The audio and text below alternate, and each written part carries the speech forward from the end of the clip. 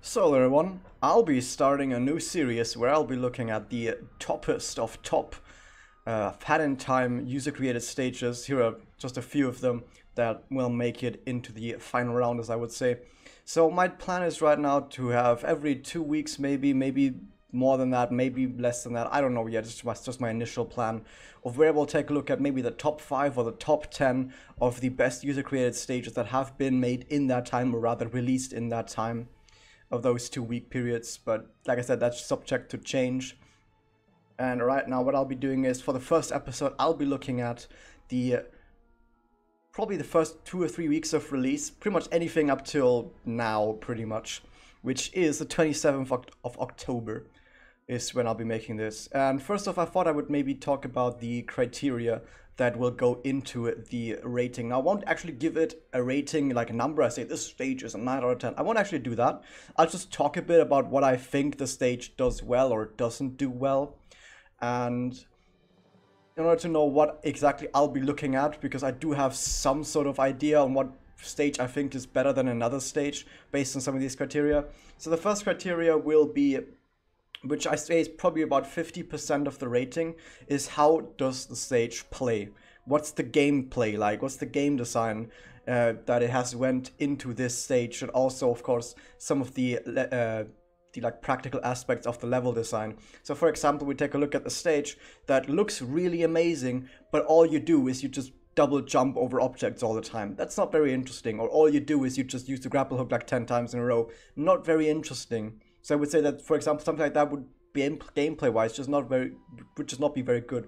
Or you might have a stage that where the level design aspects, they just don't quite work out. You like run around a corner and suddenly fall off a cliff because you couldn't see that there was a cliff around the corner. That's bad level design. Or you have to do some very specific movement, but because of the way the stage is designed, it's very hard to see what that movement is supposed to be. Am I supposed to jump over here? Am I supposed to jump over here? And then trying all these different jumps, you keep falling off and keep dying, maybe getting reset back for like a minute. I'm looking at you, Unforgiving Rift. That's not very fun. That's not very fun. I don't think that's very good level design. And when you're put on the spot like that, you have to try stuff out, and then you get sent back multiple minutes. Not very fun. Like that's just one example. There could be different. There's many different examples on how level design can go wrong.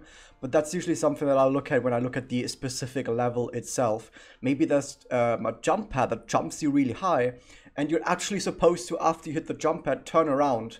Who does that? Of course, you would jump forwards, and then maybe that leads to an abyss and you die. Bad level design, stuff like that.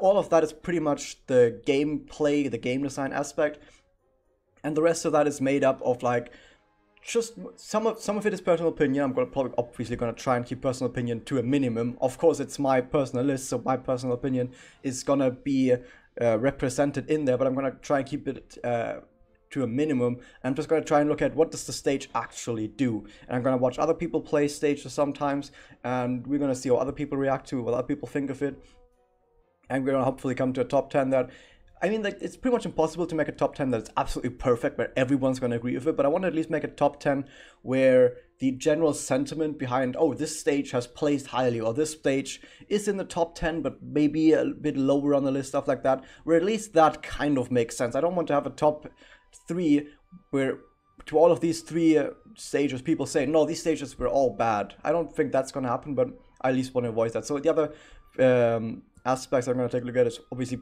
partially personal opinion, but that's just a small aspect. More also like the overall theme of the stage.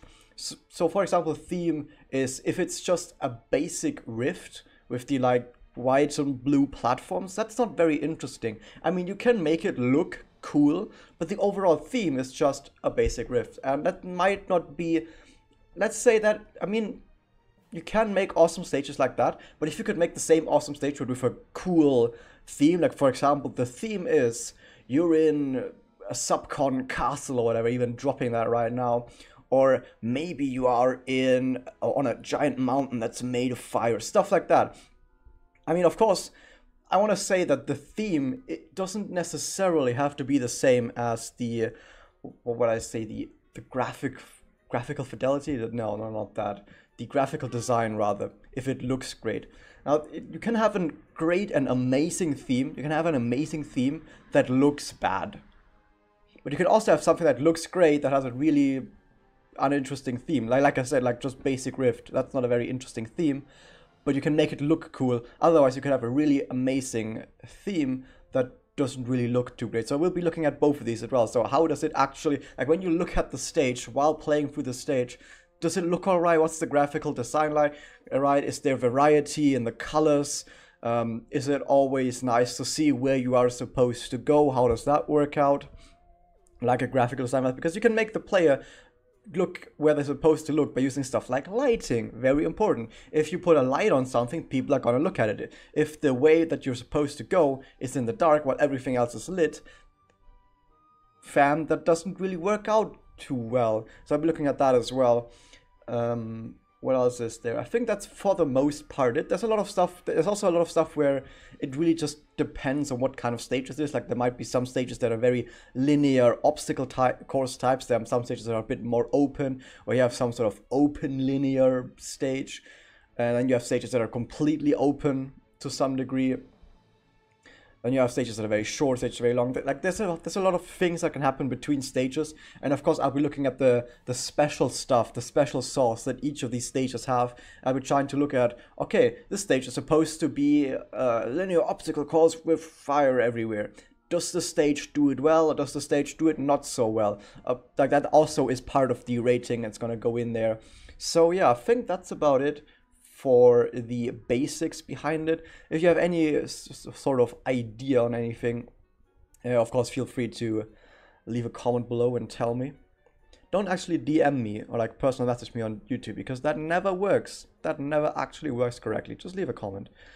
So yeah, that was that, and I'll see you later today with episode 1, the top 10 stages plus honorable mentions of the release weeks.